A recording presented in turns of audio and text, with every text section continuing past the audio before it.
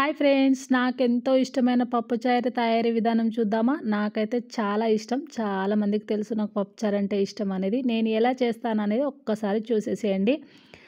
మనకు పప్పుచారుకు కావాల్సినయన్నీ కట్ చేసి పెట్టుకోవాలి. నేనైతే సొరకాయ, టమాటా, పచ్చిమిర్చి, క్యారెట్, కరివేపాకు, కొత్తిమీర కట్ చేసి పెట్టుకున్నాను.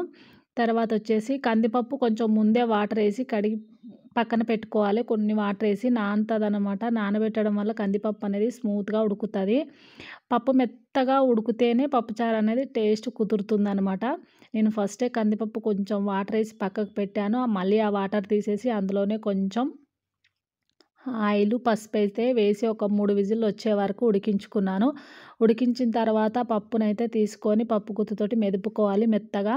ఒక్కసారి గుర్తుపెట్టుకోండి ఫ్రెండ్స్, మనకు పప్పుచారు చిక్కగా, టేస్ట్‌గా రావాలి అంటే మనం ఫస్ట్ పాటించాల్సింది పప్పు మెత్తగా ఉండాలి. మన పేస్ట్ లాగా ఉంటేనే పప్పుచారు అనేది కరెక్ట్‌గా వస్తుందనమాట. చిక్కగా వస్తుంది. ఆ చిక్కగా రావడం వల్ల టేస్ట్ ఆటోమేటిక్‌గా సూపర్ టేస్ట్ వస్తుందనమాట. ఇక నేనైతే చూడండి ఎట్లా మెదుపుతున్నానో. నాకైతే కాళ్ళ మధ్యలో పెట్టి మెదపడానికి రాదు కదా! ఇక్కడ గ్యాస్‌కు సైడ్‌కి పెట్టేసి ఇట్లా ప్రెస్ చేసి మెదుపుతాననమాట. చాలామంది నాకు లెఫ్ట్ హ్యాండ్ ఇట్లా కరెక్ట్‌గా పట్టుకోవడానికి రాదు. నేను పప్పు మెదపడం అయితే ఇట్లానే మెదుపుతాను.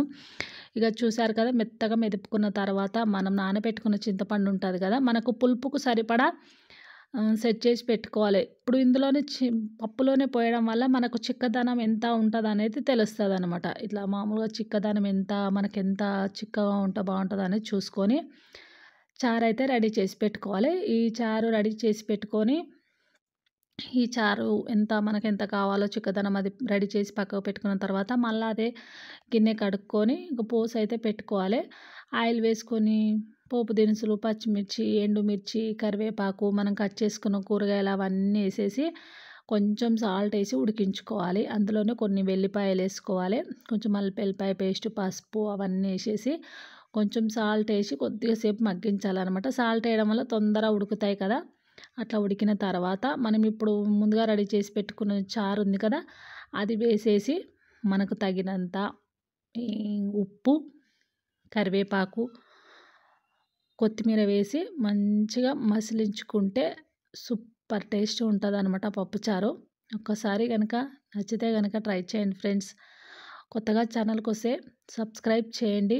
వీడియో చూసే ప్రతి ఒక్కరు ఒక లైక్ చేయొచ్చు కదా ఫ్రెండ్స్. అస్సలు లైక్ చేయరు. ఓకేనా? మీకెలా అనిపించిందనేది కూడా కామెంట్ చేయండి. Thank you so much friends.